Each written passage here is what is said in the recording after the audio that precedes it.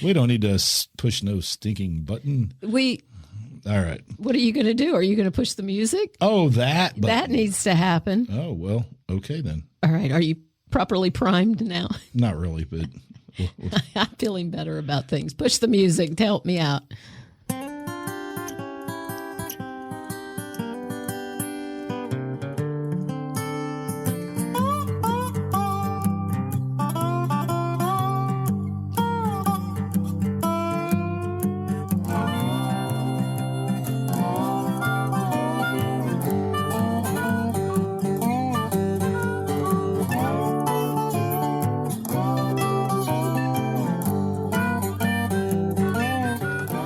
And greetings. This is the Long in the Boot podcast, the podcast coming to you from the heel of the boot of Southwest Louisiana.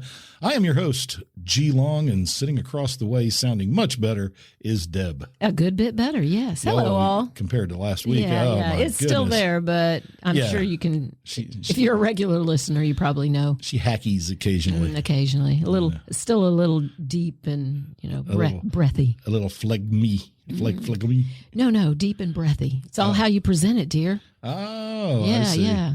Okay, we're in the public eye or public ear hole. So, we're in the public ear hole. So, yeah, deep and breathy. There I am. Attacking ear holes is our business. That sounds too aggressive. It's not me. I'm not that aggressive about it. Well, hey, if you'd like to be aggressive and contact the Long in the Boot podcast, you like that? I do. Thank you. Segue. You can call 337-502-9011, or you can email at longintheboot@gmail.com. And if you'd like to listen to any of our past ramblings from the past, you go to longintheboot.com, and they are all there waiting for you. All right. And real quick shout out to a friend of ours, Landon Blood, who has been in before to play music, and now he has a podcast. Deb, did you recall the? I don't remember the name. Oh, I do know the genre. It's sci-fi and horror. Dang it! Wait, I have the name. You have Hang the on. name? We might as well get it right. You should get it right. I think so. Because, some people really enjoy that genre and want to listen to a little sci-fi / horror. A little sci-fi / horror. Yes. And we also, every day that we play our music, we think of Mr. Blood and his talent. We do. At our theme song. Sometimes, is it just me or is Google getting worse and worse? It's called Beyond the Campfire Light. Yes. And it is a horror, suspense, I guess. Story. It's a story. And the first one apparently is a two-parter. I mean, I just found out about it this morning, so I haven't listened because I listened to the first episode and it was really good. I enjoyed it very much. And you're waiting with bated breath for a second? I can't wait to bated breath. Doesn't it make it sound like your breath would smell like fish? Yeah, I always thought that too. Yeah. Yeah, you're hooked though, you see. That's the point. Baited. Oh, yeah. God, get it together, G. I thought I was the one who was stuffy and groggy. Oh, no. Well, I just shot up heroin, so. You fall back on that a lot. It's how I get you off the phone. I'm just waiting for somebody to actually go, really? Is he really on heroin? Good Lord, that man's a teacher. Should we have that in a classroom? No, look, I have I've been researching this thing on TikTok before it goes away, and it's teachers who take, and you'll love this, happy pills. That's what they call them. Well, I'm sure that's they're anti-anxiety medication. Yes, okay. But kids are calling them that now too, and there's actually marketing that goes along with it where they encourage specifically to teachers and students. No, on TikTok, kids talking to other kids about, well, do you take your happy pills? And they literally are. Well, we've been drugging our youth of America for the last 20 years. Yeah, but we didn't really just come out and encourage it. But now it's becoming a thing. Yeah. And pharmaceutical companies, of course, are all in. Well, sure. Every kid needs to be on anti-anxiety medication. No, but it's nicer to say happy pills and that. Happy pills. It's a propaganda technique. Yeah. They don't call them suicide ideation pills, but if you stop taking them, that's what happens. That's exactly what might occur. Pharmaceutical companies. Parents, be aware. Hey, and if you work for a pharmaceutical company and you're offended, good. Well, don't listen. Yeah. Don't come back. I don't like those people. Go listen to Campfire There you go. stories. Beyond no, don't listen. Don't listen to a good podcast if you're a pharmaceutical person. Yeah, you need to go listen to a really bad. Or podcast. if you're a lobbyist, go watch The View. If you're a pharmaceutical rep. Okay. Rep. But now we have doctors now that are all in saying they're getting paid to push. That's been part of the lobbying, marketing. Oh, I'm sorry. Wegovy Did I get loud? I didn't. No, you're fine. Okay. It just enrages me. Well, I just saw Dr. Jen, America's favorite doctor, on one of the morning talk shows, and she's admitting that she's actually getting paid to see how Wegovy and these they bring them into the office and they weight loss prescribe drugs them to that they're pushing so hard. Because all you have to do is go in and say, "Doc, man, my knees really hurt. You know what they never I've gained address? A lot of weight." They never address something really simple, which is sugar and eating. They don't ever talk about that. I know. Well, it is becoming, I am seeing more and more posts. I am seeing the 30-something group who are now parents, and they're starting to question, why is everybody saying in Europe that their products aren't all filled with sugar? I mean, how do you go to Europe and eat like pigs and come back with a weight loss? Well, you walk a lot, and yes, their Lucky Charms don't have as much sugar as our Lucky Charms. Correct. Or chemicals. And because they outlaw those things over there. Yeah. So you really have to question the government's intention and the food industry's intention to kill us. Fat, lazy, kill us fast so we don't get so there's not so many people on Social Security thing. We're back to that. We're going to raise. You don't even get a retirement age in the future. That's right. You just die with work until you die, peasant. We're not going to pay you Social Security. And if you think I'm kidding, there's actually Republicans who believe that. I heard it the other day. And I'm sure there are Democrats who believe it too, but they won't say it out loud. Well, the Republicans are saying it out loud, and they to revamp this retirement stuff is nonsense. To revamp the Social Security system, we're first going to push it off to 69, and then we're going to push it to the age of death, which is all they need to do. 75. I should just point this out really quickly. Okay. All they need to do to put Social Security back on its feet is raise the limit. Once you pass 100, it's like 150,000 or something like that. They don't take Social Security out of your check anymore. Yes, if you make just raise it, raise that. Yeah, bring it to 250,000, 500,000. Because if you're getting a paycheck and you make 500,000, because if you're getting all your money from stocks and stuff, it's a little different. But if you're getting an actual paycheck month to month and you're making $3, $4, $5 million, well, then you can kick in a little more for Social Security because you're not ever going to need it anyway. Socialist. And also, I think they should be means tested. If you make a certain amount of money that you don't need Social Security, don't take it. The rich are going to kill you. I know. I'm socialist. You are not allowed to say those things. They are not going to pay more than their share. Hey, but you know what's weird? We're not talking about any of that stuff this week. No, we absolutely aren't. We had a topic, and before my delve into the illness realm. Yeah. We were doing a discussion, as always happens, and we end up down a rabbit hole, and it was about school dress code because that's, good Lord, been at the top of our discussion for the last 25 years of education. Allow me to say, as a teacher, I think that the dress code is actually nonsense. Uniform dress code especially. But I think you can have rules on what you can't wear. But I think outside of that, we didn't need them. I was going to say we really didn't need them because society managed the dress code norms. Well, there used to be this thing called embarrassment. Yes. That's gone away. And this is what I was going to say in defense of schools actually having to say, you can't wear that. Right. You're just, okay, but that's too vague. So you have to sit down and say, all right, you can't wear what specifically? You can't wear leggings as pants because girls. Well, first it was the implementation of an actual, as close they could get to a uniform. Which we were absolutely against. Yes, and I always argued that it's like a uniform is not dress code. Those are two different things. And then I was also very much against, as a fat man myself, tucking in your shirt. Well, that's part of the business structure.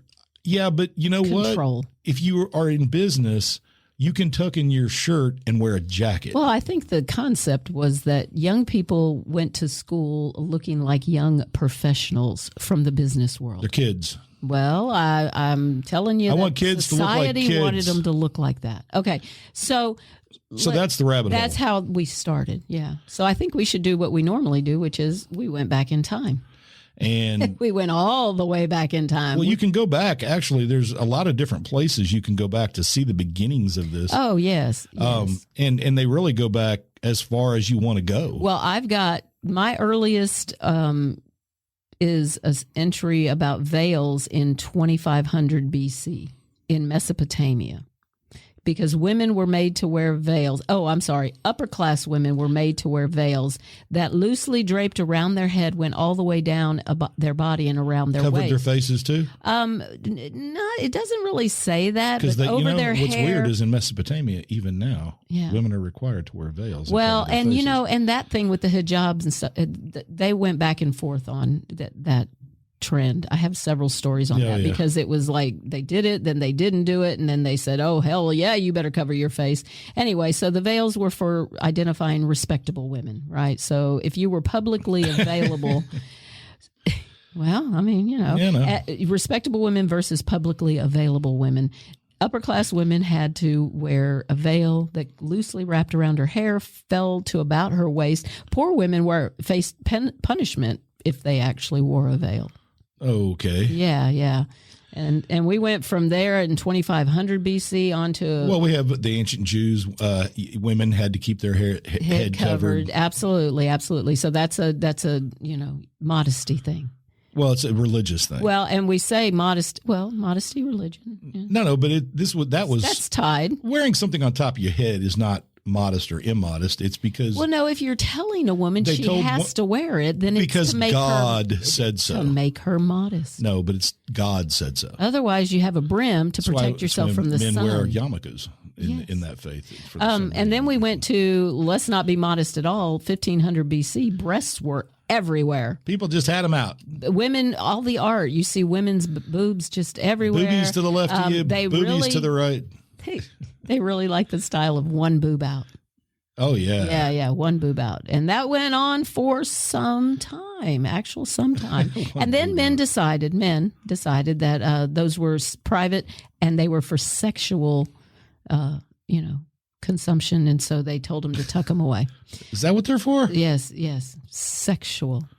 And even during the days of ancient Egypt, they thought women could choose if they wanted to have it covered or not. So for a while, women had some power there, and they could just be like men. Well, it's their body. They can do with it what they want. Well, you go about another 1,000 years, and then all of a sudden, modesty is imposed. Oh, not modesty. Yeah, okay, so breasts are definitely covered. Well, you have to do that, though, because men can't control themselves. Well, they see a woman with their boobs out, that automatically means she's hot to go. We get to and that. Ready. We get to that. Don't put that song in my head. Sorry. Okay, now I have it. Now it's going, and I can't to stop go. it. She's no, ready. Don't sing it. It's only Lyle love it. Then around 200 BC, so we're getting into more modern, more ancient modern times.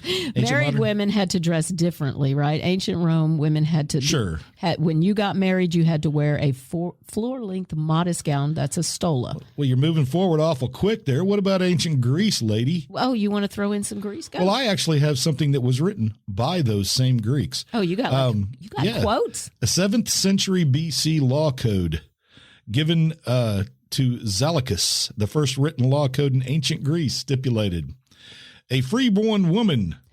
This is great. A freeborn woman may not be accompanied by more than one female slave unless she is drunk. She may not leave the city during the night unless she is planning to commit adultery. Oh. She may not wear gold jewelry or garment with purple border unless she is a courtesan, i.e., whore.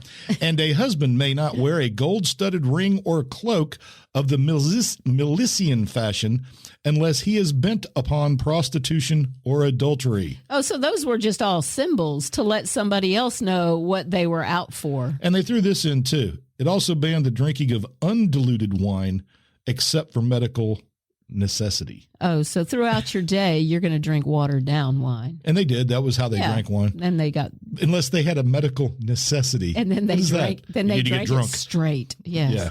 So now you back and then you could have two servant slaves escort you as a woman. Purple became a really big deal. Yes, that was a very royal And there color. is a reason for it. It's one of the rarest colors at that time because they being able to make it. Yeah, you had to get it out of a little aquatic creature, a little clam, and there's a little organ in there that puts out a little tiny drop of this yellow liquid. Think how many clams died for the nobles. Yeah, and when you put cloth in that yellow liquid and pull it out, and it hits air, it becomes purple. Turns purple. But it takes thousands and thousands of these little clams to make enough to dye just a few I wonder garments. if that's a connection to the term blue blood. I don't know. But certainly the purple border in ancient Greece continued into ancient Rome. Yeah. Purple was a and was then a it biggie. became Christian religious too. And a Tyrian or Tyrian purple, only senators and senior magistrates could wear purple. And the Romans had some weird ones. Well, they were very controlling. Men were forbidden to wear silk. Now, we should point out that silk was being brought in from China. It must have been vastly expensive. Yeah. Oh, yeah. And well, that's why. But the reason they couldn't wear silk, it was deemed an effeminate and morally suspect material. Yeah, and only women who might be a courtesan can wear it. Okay, so married women had to wear stolas in ancient Rome. Yes, they did. Up until this time, before they were married, they had been allowed to wear togas just like men. And then about 200 BC, they decided it was disgraceful for a woman to dress the same way as a man. So this is where that began, because later I get to the early Hollywood era, and you've got Katharine Hepburn wanting to dress like a man, and people lost their shit. Now, these laws, these dress code laws, are often called sumptuary laws. Sumptuary laws were created in almost all societies, all the way back to the Greeks. And these laws were made for the purpose of restraining luxury or extravagance, particularly against expenditures for apparel, food, furniture, or shoes. Yeah, don't let women spend money on clothes and shoes. They were intended to regulate and reinforce social hierarchies and morals through restrictions on clothing, food, and luxury expenditures, often dependent upon a person's social rank. Status, your hierarchy. It's all about hierarchy. And social rank was the big one. That's what these laws really focused on. That's the thing. If a woman was dressing in a toga at that time, they decided that, she's a prostitute or she's cheating, right? Sure. So the Statue of Liberty that France gave to us, she's wearing a stola. So she's married. So if you're wearing a certain outfit and they're like, well, she's clearly committing adultery, that doesn't seem like she really cares too much, right? I mean, you're out there. Yeah. Isn't that weird? It is weird. So they finally just made it, they outlawed it for women to wear a toga at all. Honey, where are you going in that toga? Oh, nowhere, dear. Nowhere. Just going shopping. Yes. I need some wine, undiluted wine. I need my medicine. Come home and it's like she's wearing a toga. What's been going on? Oh, nothing. Just had the cable fixed. They didn't have Valium. They just had to drink their wine. Drink wine and have adultery. So then we move forward, of course, to the hijab for Muhammad's wives. Oh, yeah. And that was to keep them separate, right? Veiling or seclusion, because for a long time, historians thought that the phrase donning the veil, it was like a synonym for saying you're a wife of Muhammad. But Muhammad began entertaining men at his home, and he needed a way to keep the men from looking at his wives. Oh, right? sure. So he had to keep them covered. Or he actually had such a low self-image that he thought that he assumed that all the men were looking at his wives. I don't know. Or maybe his wives were flirting, doing that. That eye thing. Well, if you've got the eye, you can flirt with your eyes, baby. You can cover everything and still be sexy as shit with smoky eyes. Oh yeah, look at those eyes. Watch. She's wearing push-up glasses. Oh, shut up. Oh God, you're ruining the image. These people don't know. And I don't even have my cleavage out today. Then, you don't. Then, do you want to go to foot binding? Because this is not yet. No. Okay, that's really more. I did want to point out the thing about the Romans, though, because they got really crazy as they went from a republic, which was we'll call it a quasi democracy. They went from a republic to an empire, and they kept passing laws, making it more and more strict. During the period of transition from republic to empire, anti-sumptuary laws which may have still existed, were virtually ignored by most. So Well, yeah, they had they passed rebelled. laws. They had passed laws to stop that. And people said no. And the people who were rich, who liked those laws just fine, kept enforcing them. In a period of luxury goods that characterized the height of the Roman Empire, this is my favorite. If you were caught wearing Tyrian or Tyrian purple, Purple. infringement of that was considered treason to Rome. Wow, that And it you were was punishable by disguising death. yourself as a wealthy. Well, as a senator or Yeah. a magistrate. So it's impersonating an officer, In a way, yeah, I Yeah. suppose it is. and you're not allowed to do that. It does say, too, that women spent so much on silk from China that imperial advisors told Rome, that the Roman officials, that silver reserves would soon be exhausted if they didn't rein it in. Oh wow! And so they kept upping the class of people who could buy silk, thereby causing a drop in the demand. Well, that was Medici, right? And Florentine. He said that you can make a man a noble with 2 yards of red cloth. Yeah. So it's that easy. You can't let them impersonate you. Good God. By the way, these laws also applied to the dead. Sumptuary laws you couldn't forbid bury them? extravagant expenses at funerals. They had to ban the pouring of wine over the ashes at cremations. Oh wow! And So one for my homie is not a real. not in Rome, buddy. You weren't wasting wine. And one of the weird things, and I think this is really bizarre to see how far this goes. In Rome, if you were rich, your funeral pyre, your timbers in your funeral pyre were sanded before burning, so they looked good on the pyre. Oh, because it was all about appearances. So in the sumptuary laws, they basically said the use of smooth timbers in Was funeral not- pyres was banned. Well, that's just the effort. That's not like Yeah, I'm just saying. Okay, so could the body be clothed in I don't know. wealthy? And they also banned excessive mourning. Well, how do you determine that? What if you're mourning in private? Well, I don't know. Then nobody would know. Yeah, I cry. That in didn't my, have anything to do I with cry in clothes, my car. But these go right along with the clothing laws. That's the weird thing. That is, well, we're back to just control, right? You need to have control of the social class system and keep certain people where they belong, including poor Chinese women. Yeah, but still, it is really weird. You look at all these laws, and some of them sound like, okay, it's a law, and then women. We're going to focus on women. Well, yeah, that's the whole point of having dainty, tiny feet. Look, they did the foot binding thing until 1949 because some guy in the 6th century saw a courtesan's tiny little feet and decided that all women needed to have that. Tiny feet. So they just fold your foot. Tiny curved feet. Break the bones. I encourage everyone to get on Google and actually look up x-rays of feet that have been bound. Oh, I have. I've seen it. It's awful. They literally We fold used to- the foot. 8th grade, when I was teaching 8th grade, there was a short story in there about that. And oh, yes, it was horrific. In the 1550s in France, court banned thick waists.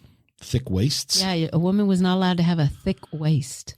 Could she have a thick That's butt? like that's the Scarlett O'Hare, right? That was the whole purpose in thinking that she had to tighten that corset to get to her 18 inches. This just stems from that same. I will bet you this law was passed by somebody in the, you know what it is. This is the corset industrial complex. I was going to say, because they made corsets out of wood, whalebone. I mean, just the things they would put into those. So that's a very hold them. lucrative. The guard would check the women if they as they came into court to check to make sure 14 to 16 inches was the preferred spread, as you would say, up until the 19th century. Well, even when pregnant. Do you know what corseting does to a fetus as it's trying to grow? Well, that's crazy. I know. Crazy talk. And in those cases, then you want to be a poor woman. Oh, because as a poor woman, I'm wearing just a shift. I'm hanging free and not having to wear all that. I think it's funny though that the rich were really worried about poor people looking like them. Yes. How dare they? Well, they need to be able to identify each other on the street. I think it's tantamount to the Crips and the Bloods wearing their bandanas. Well, I think it's old money, new money. Stop. I'm about to go into Gatsby. We're about to start that. So, you know. And flappers. There's a whole section on the flapper dress because, man, that was some serious challenge to the normal system. Yeah. Well, in Europe later into the Middle Ages, do you know what actually created more dress codes than anything else? The Black Plague. The Black Death killed around 40 to 60% of the population. So you now had a bunch of peasants demanding better wages, better living conditions, and peasants could afford to buy things that they didn't used to get. So noble classes that survived saw it as an affront. Well, the middle class was developed directly from the Black Plague. That's how we got those middle income earners. The nobility aimed laws at the poor. Yes. And so dress codes for people were rampant in the Middle Ages. Even to the point of the shoe. And literally, I'm talking about the point of the shoe. The longer your shoe was, the higher class you could be. Because you can't actually do anything, so correct. You just look a certain way. I forget what they're called in French, but they're these long pointed I'm sure we toes. Should know, yes, it's pouillard. I can't remember. You stupid shat. That's what it is. It's like a pouillard or something like that, but they're these really ugly. They look like slippers with really long points. You can't even walk in them normally. Think about our mentality today. Somebody's just going to walk up and step on it. And of course, you're not going to move. In the Middle Ages, they developed dress codes for groups as well. That's where we first saw the Jewish star was in the Middle Ages as a symbol to identify. Muslims got the yellow sickle, the crescent. That signified a Muslim. Really, can't you just speak with somebody and know their class? Instead, I've got to see you from across the way, and I need to know how much money you make. I don't know. What your social role is. I mean, I know poor people couldn't wear fur. Yes. That was a big no-no. Colors, fabrics. Yeah, they had to stick with earth tones, browns, and tans. Now, I really thought it was weird, though, that I looked it up, and knights were forbidden to wear the fur of a weasel.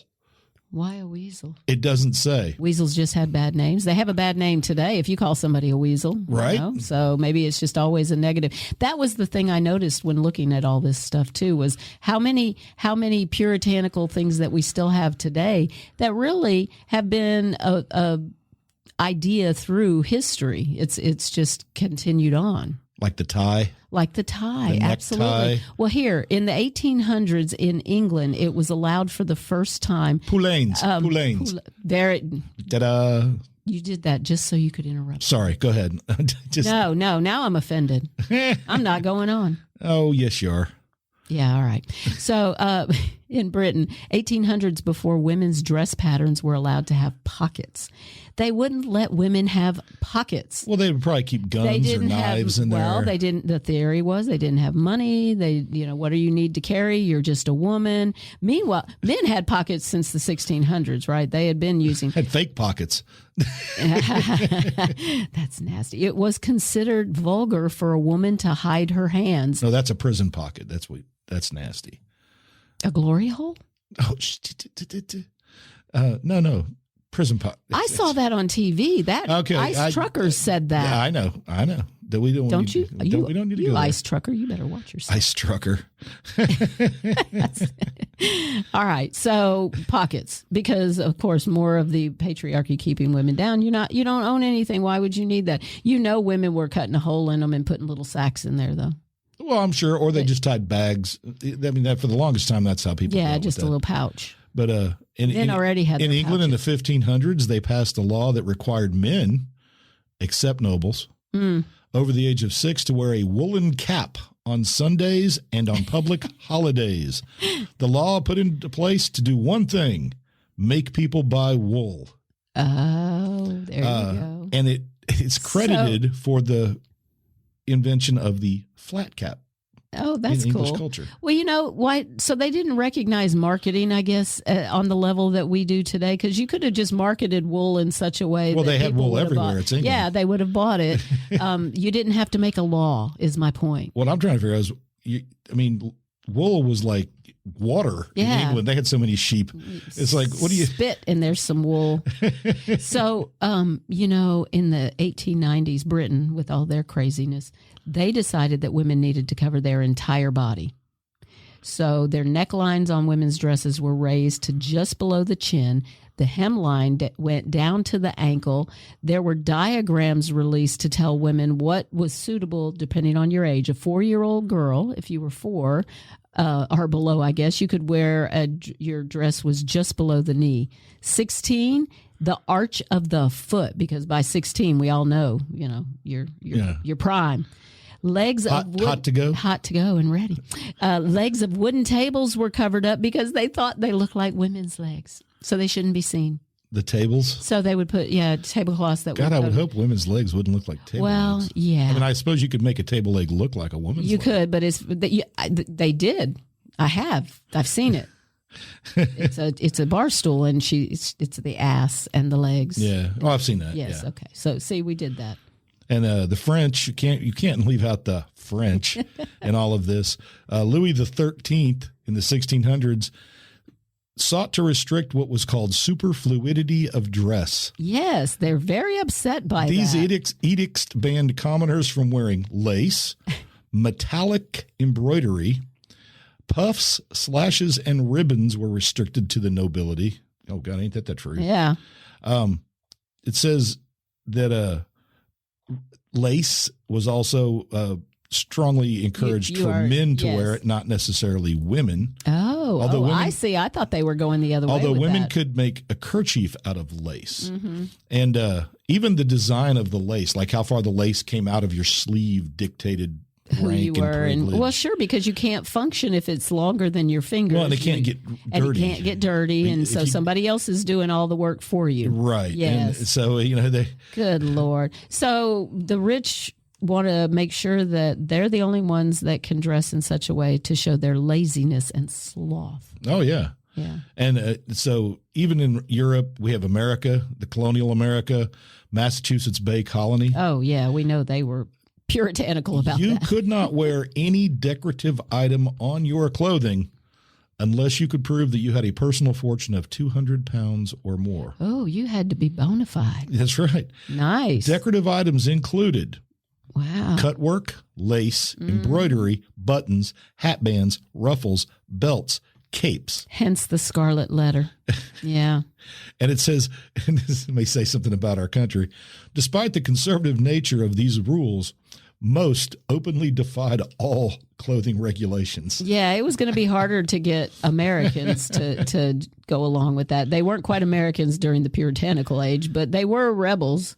And, of course, we have the British banning the kilt for a very long time. Mm-hmm. Because that's a symbol of military. It was a symbol of the Jacobite rebellion. Exactly. That's a military and political. That's a political statement. So we've got control of social norms. We've got class structure. Now we've got government. What? But I think we can agree that the group most... Oh, women. Women. Oh, absolutely. Controlling of women. Controlling of women. And what men think women should be. Yeah. Okay. So, I mean, because we could just go on and on. 1942, actual rations made bathing suits smaller, but they couldn't show their belly button. Right. So, like, the women's bathing suits shrunk. Men's clothes didn't change at all during the war, but, it was just crazy. You got women who were arrested for wearing trousers. Women, there was one that well, I've got that video of the little clip of it's a day at the beach and it's Coney Island. Yeah. And they got all those people. Yeah, out on the so much clothing. Oh, so much fabric. I can't believe. That you wouldn't be pulled under and you couldn't get out. You'd fly. Yeah. It must have been horrible. Flailing about like you're even the men had their bathing suits still covered their entire body. Yeah, yeah. And because nobody wanted to see their nipples.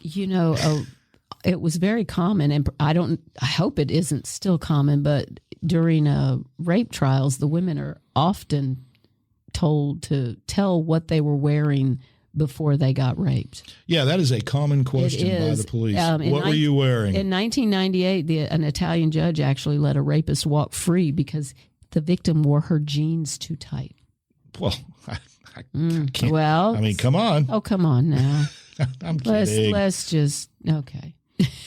So, we're just, now it's hair and stuff. Now it's not just your clothing. Now it's also your hair. Well, we've got that kid in Texas.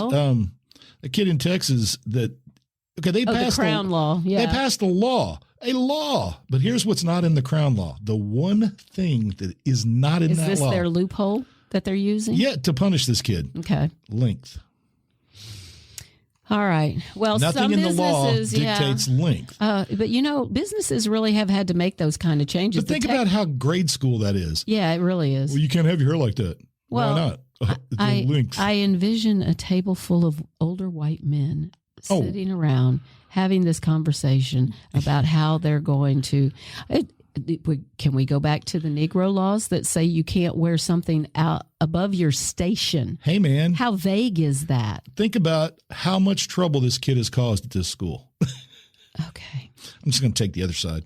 All right. You can do that. He has very long locks, dreadlocks, but he keeps them piled up on top of his head. I've seen pictures, and it's I can't understand how it's any kind of distraction. The school says that all males cannot have hair, up or not, that extends beyond the eyebrows, earlobes, or collars, even if it can be gathered on top of the student's head.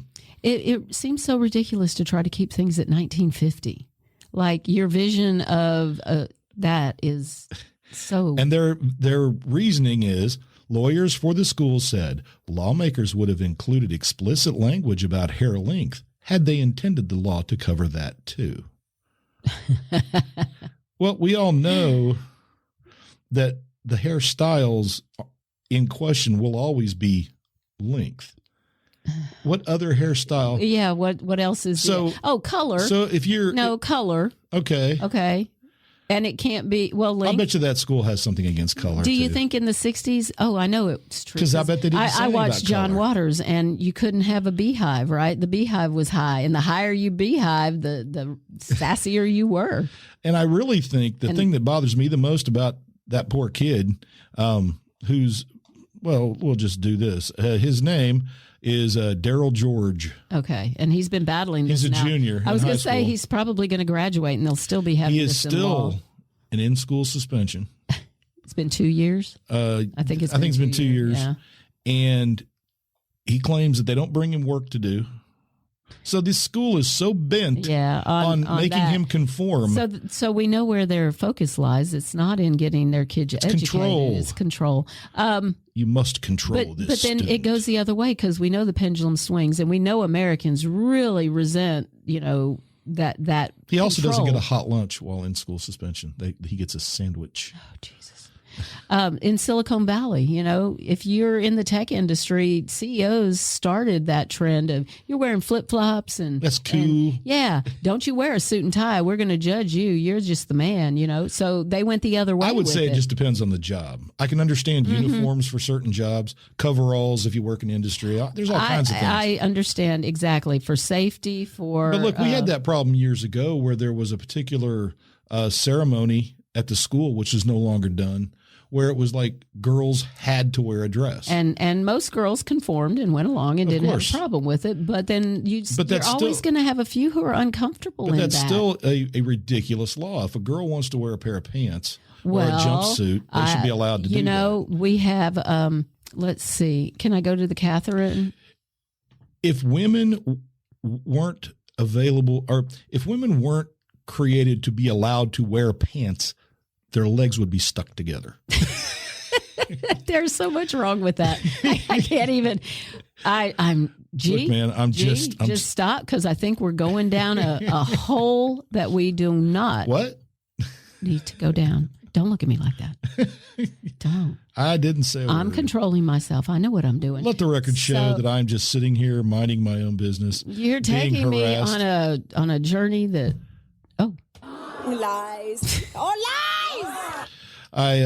I'm just. All right. What I found fascinating and started with the idea of women wearing men's clothes. No, okay. So it was Katharine Hepburn. I think Hollywood owes that woman. Katharine Hepburn. Yes, owes her a world of thanks, or at least the women who want to wear clear I'm sure a few women dresses. offered her thanks. Oh, I'm sure. Okay, well, that was another issue too, right? Don't you be gay in Hollywood during the golden era because we need all men to love you. She wasn't gay. She just had lots of female friends. Well, she paved the way. She loved comfort. She loved to power dress. in a men's jacket. I would imagine it put men off balance. Well, too. it so may it gives very her well. a It gives sense her of a power leg in a up way. because she did. She had certain arguments with where is it? Hollywood Moguls owns the studio. Why can't I think of his name? Gone with the Wind, Yellow Brick Road. Where is that guy's name? Oh, I did read my stories, guys. I really did. They didn't like her devil may care attitude. They put her in Life magazine wearing Oxfords and wrinkled socks, and they were just like, "Oh my God, she is breaking all the rules." And they just did not like that. They wanted her to Breaking rules. Studio staff hid her slacks backstage often to keep her from wearing From them. being able to wear them. So one time she chose to go pantless. She just walked out and just was not wearing pants at all. And eventually they gave her pants back and they stopped that tactic. It did not work, right? The media at the time published articles questioning Hollywood's women who chose to wear men's clothes. Well, I dove into the whole school dress code thing. I should point out, because this has to do with women. The vast majority of dress codes across America, the actual amount of detail in the dress code policy of schools is predominant. 90% associated with females. Yep. Men can't wear hats. Well, think about it. Boys you can't can tell wear a woman hats. your skirt has to be jeans can be, high waters, or they can be right on top of your feet. There's no equivalent for you can't wear a skirt. Well, so they tell them they can't wear yoga pants as pants, but they can wear jeans that are as tight as yoga pants. Right. What I love girls is don't care anymore. Some of the rules, when you actually look for word commonalities, they did those word things where you can figure out what words appeared more often than others. It's amazing to me how many schools the actually, word cloud. Yeah. It's how many schools in their dress code actually have the words cleavage, breasts, or nipples. I can't imagine a principal. They're not encouraging their male bands principals. against. How do they? You can't go to a Bare girl and midriffs say are that. banned a lot. That's always you can't show a belly. For boys, it's muscle tees and sagging pants. Well, and that's a more recent in the last. And of course, no hats, decades. no bandanas. We know why bandanas. When I was in school, you didn't have any dress codes. You just couldn't come to school with a bunch of ripped up crap. Yeah. And you could even have you could wear a Budweiser to school. Nobody cared. Oh, well. The school didn't enforce anything. They do now. And so you can't have any of that kind of stuff on your shirt. That just makes sense, G. I wore a shirt to school that said disco sucks, and not one person said a word. Well, it was no fans of disco, I guess. Yeah, nobody was going to fight for the disco. But that's what I'm saying. Nobody cared. And school still happened. School still got done. Yes. And they always say the same thing.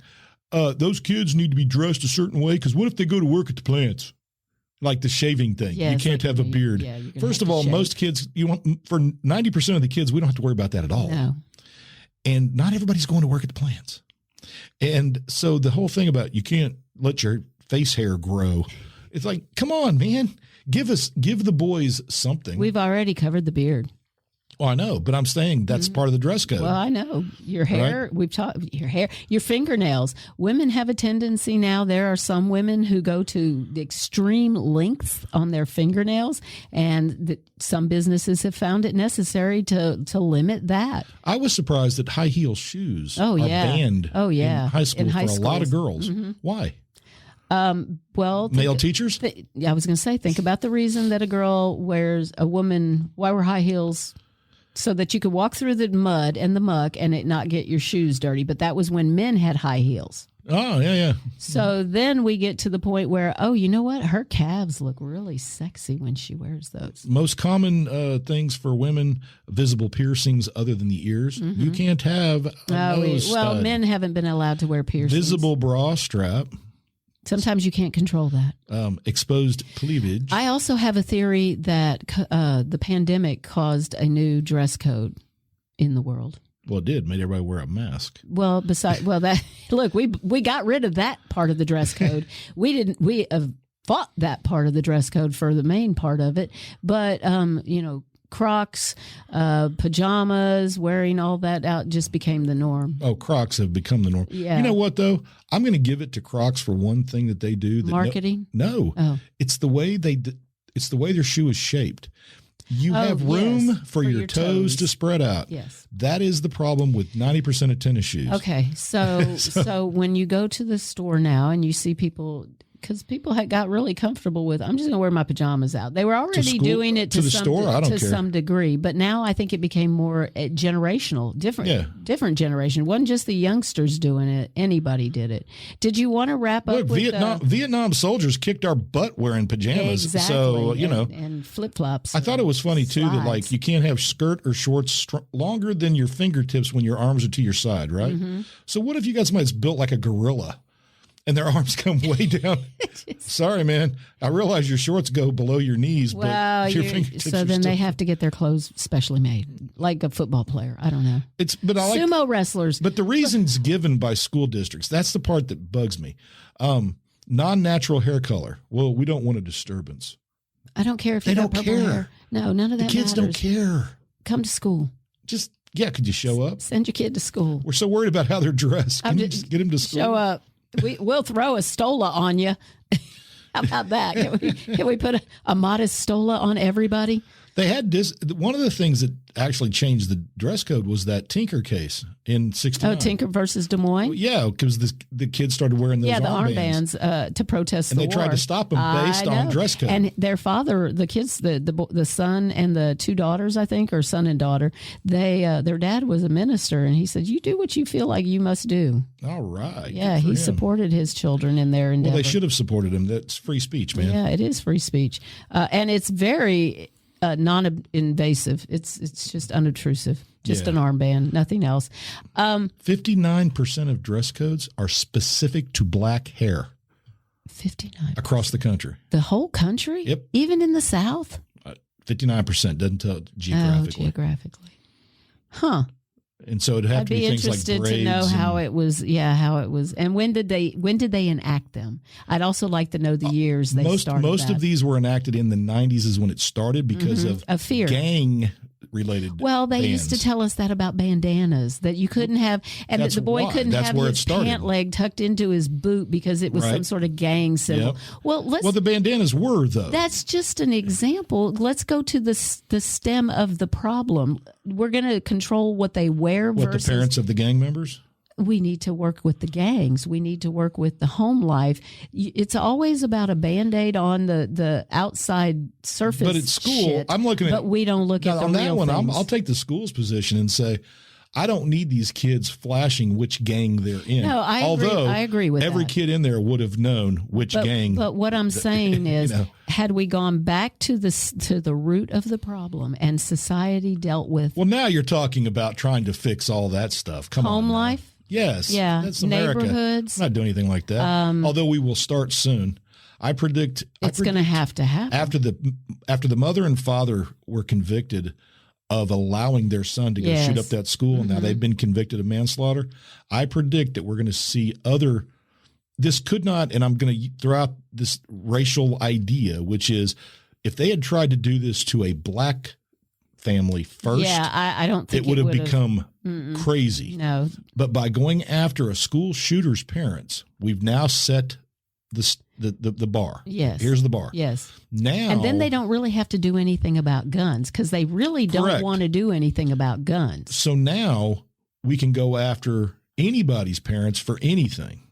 Well, and it's going to be various degrees, but murder for sure. But it's going to have so if you want to rein in these young people in Chicago and some of these other horrible communities that are just poverty ridden and they're killing each other for no real reason. And the mental health, and you've got walk-by shootings. You've got families actually trying to raise children. Yeah, and so you go after those parents, and suddenly you're going to see something different. Now.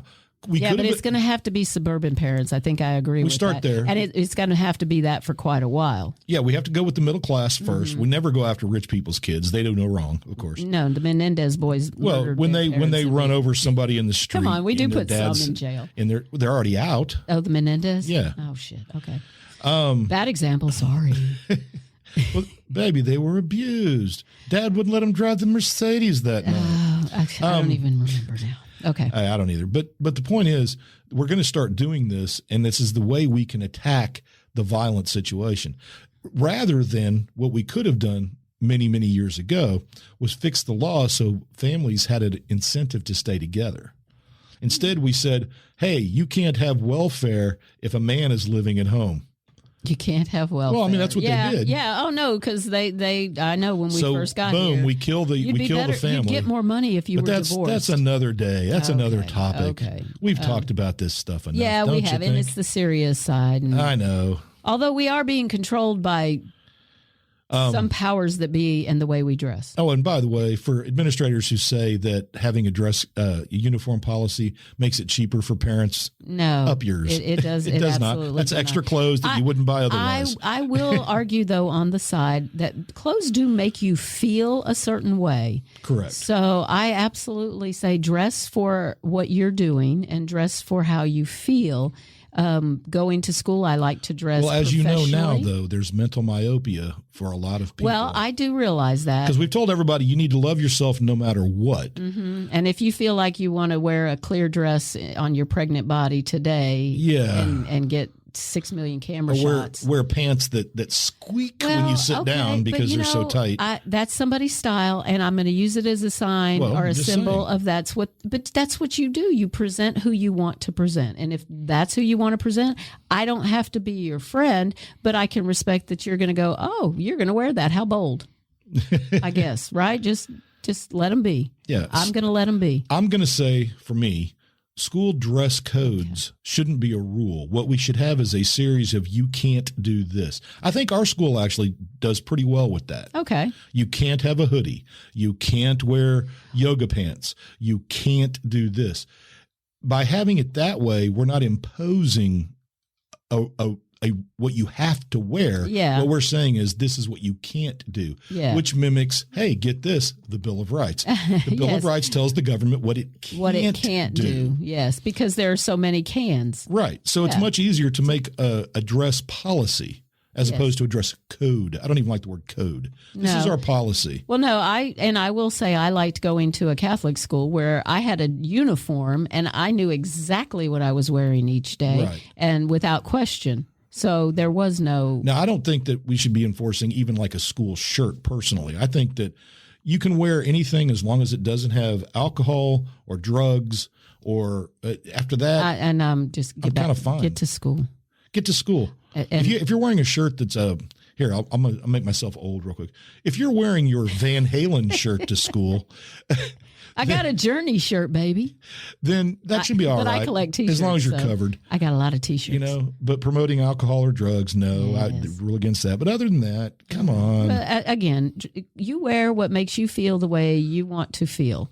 And if today's a Netflix and chill and you're in sweats and all that, then lie around. But then I feel like dressing up for work is imperative for me.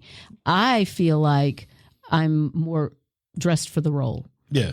Casual Friday, yes, but during the rest of the week, I think my decision to not wear a tie ever again is totally my well, it's my personality. Anybody knows me that knows that I wear it when I wear a tie. There's something wrong. You just looked uncomfortable. No, my neck wants to breathe free. Yes. All right. So are we going to shut it down then? Because there's no. I guess we need to. There's no right or wrong. There's no resolution. We all know that clothing makes the man or woman.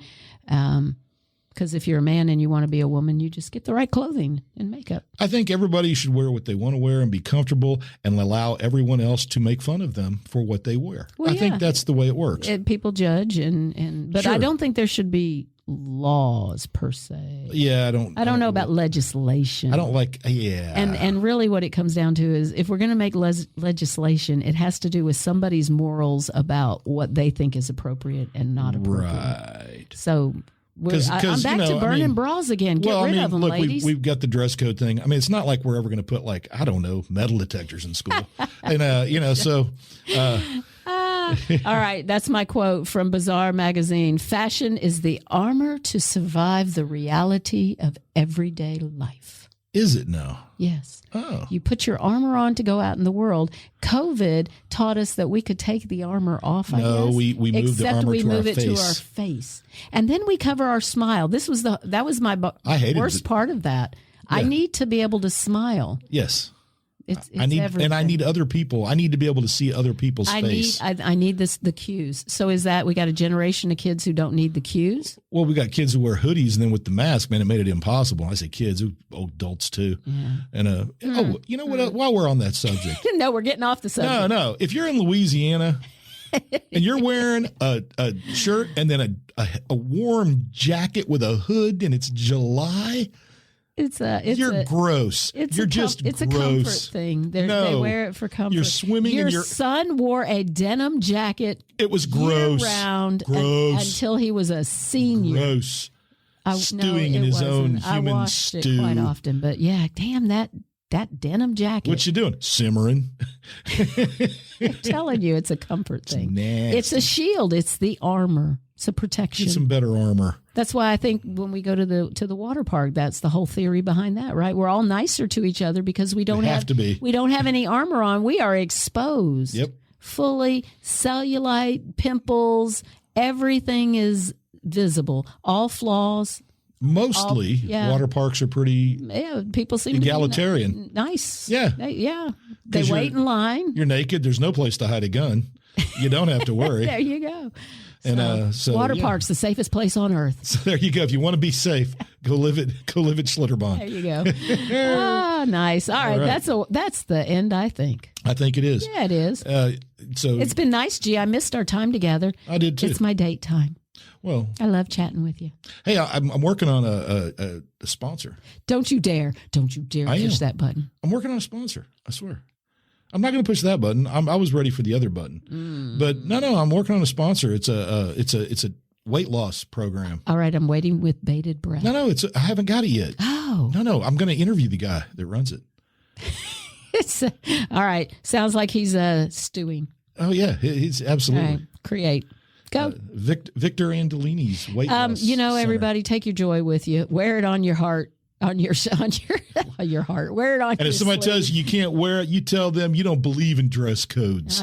Fuck those sumptuary laws, people. We're out. There you go. Bring your joy with you. See you in 2.